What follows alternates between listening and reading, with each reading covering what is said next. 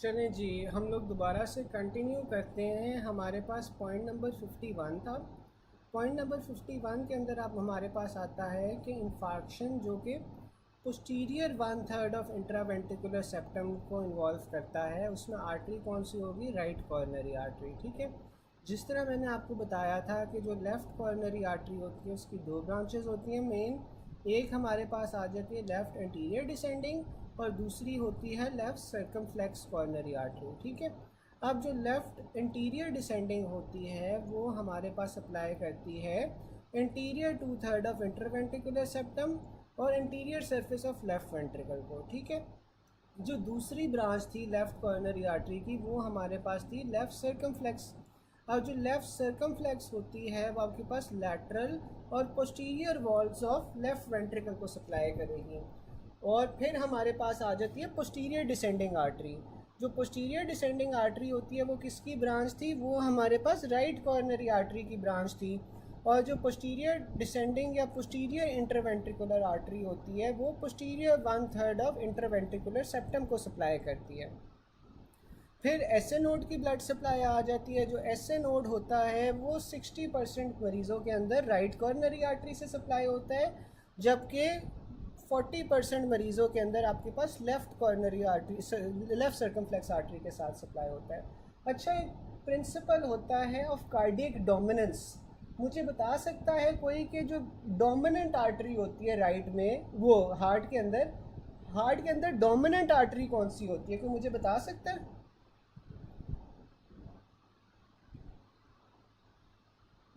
Right, वो heart के अंदर डोमिनेंट आर्टरी कौन सी होती है? कोई चैट बॉक्स में बता सकता है?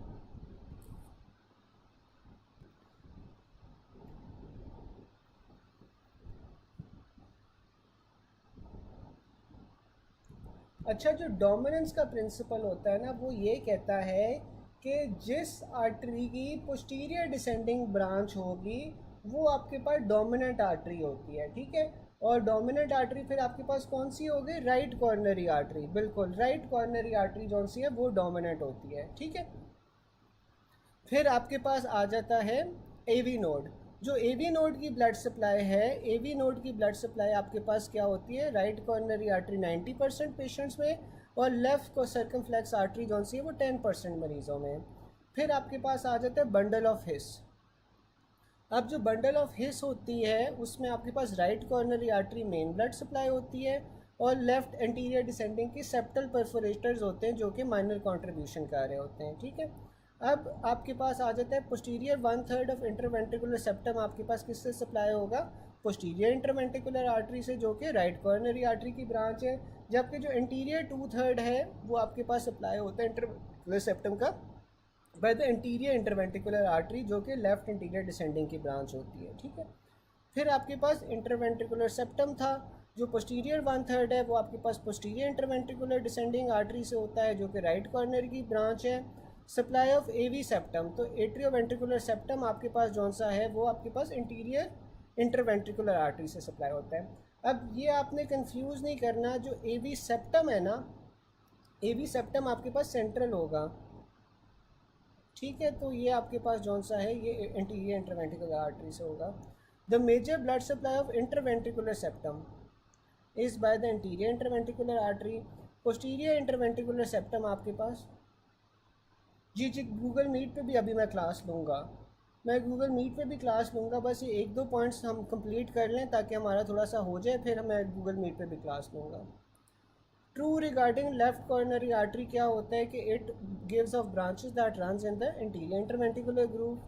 A patient died following severe chest pain. Autopsy में आपको थ्रोम्बस मिला है in the left coronary artery. This artery commonly gives circumflex artery which runs in the atrioventricular groove. ठीक है, तो जो एट्रियोवेंट्रिकुलर ग्रूव होता है उसमें आपके पास सर्कमफ्लेक्स आर्टरी होती है। ठीक है, फिर आ जाता है apex of heart is supplied by the left interior descending.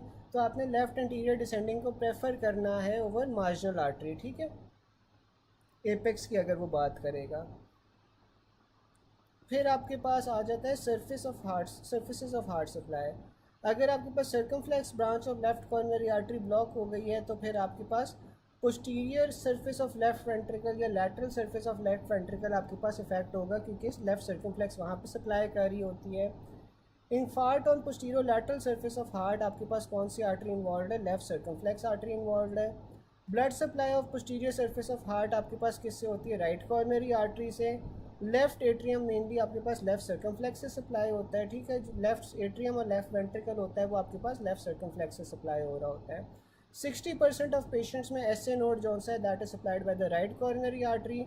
90% लोगों के अंदर जो ए वी नोड है वो राइट कॉर्नरी आर्टरी से सप्लाई होता है। अगर राइट कॉर्नरी आर्टरी आपके पास ब्लॉक हो जाए after giving the right marginal which portion of the heart will be affected, तो आपके पास वो ए वी नोड होता है, ठीक है। अब ये आई डोंट नो इस तरह कैसे समझाऊं, लेकिन फिर भी मैं कोशिश कर लेता हूँ कि जो आपके पास राइट मार्जिनल होती है ना, राइट मार्जिनल आर्टरी आपके पास इंटीरियर सरफेस पे होती है, ठीक है। जब राइट कॉर्नरी पीछे की तरफ जाती है, पीछे की तरफ जाने से पहले वो आपके पास राइट मार्जिनल देती है, फिर वो पीछे की तरफ जाती है और पीछे की तरफ जाके जब वो हार्ट की पीछे वाली सरफेस पे जाती है तो वहाँ पे जाके वो जौन सा है ना आपके पास वो एवी नोड को सप्लाई करेगी, ठीक है। तो पीछे मुड़ने से पहले वो आपके पास जौन सा है वो राइट मार्जिनल देगी और उसके बाद फिर वो आपके पास एवी नोड को सप्लाई करेगी। AV node is supplied by the right coronary artery near the interventricular groove, ठीक है। तो जब वो पीछे पोस्टीरियर इंटरवेंट्रिकुलर ग्रूव के पास जा रही होती है तो तब वो एवी नोड को सप्लाई करती है। With the right coronary cut distal to the region of marginal, कौन सा एरिया डैमेज होगा? एवी नोड होगा, क्योंकि मार्जिनल के बाद जौन सा है वो एवी नोड को सप्लाई करती है। Bundle of his is supplied bye right coronary, नहीं आया, मैं ये आपको समझा देता हूँ। ये मैं आपको ना बस ये मुझे पॉइंट ख़त्म करने दो, फिर मैं मीट पे ही क्लास ले लेता हूँ और मीट पे बाकी सारी चीज़ें मैं आप लोगों को समझा दूँगा, ठीक है। फिर आपके पास आ जाते हैं right bundle branch block is supplied by the left coronary artery, ठीक है। Epicardium gets is blood supply from the coronary artery, और जो सेप्टोमार्जिनल या मॉडरेटर बैंड होता है वो आपके पास राइट वेंट्रिकल के अंदर मौजूद होता है, ठीक है। चले यहाँ तक जौन सा है ना बस हम करते हैं, ठीक है। फिर मैं ना आपके गूगल मीट पे ही क्लास ले लेता हूँ, वो ये है कि थोड़ा सा इंटरेक्टिव हो जाएगा तो बेहतर तरीके से समझ आ जाएगी, मैं भी बेहतर तरीके से समझा पाऊँगा, ठीक है। तो मैं बस ना अभी गूगल मीट का लिंक शेयर करता हूँ, बाकी हम जो चीज़ें समझ रही हैं ना वो वहाँ पे कर लेते हैं, ठीक है। चलें, अल्लाह हाफिज़।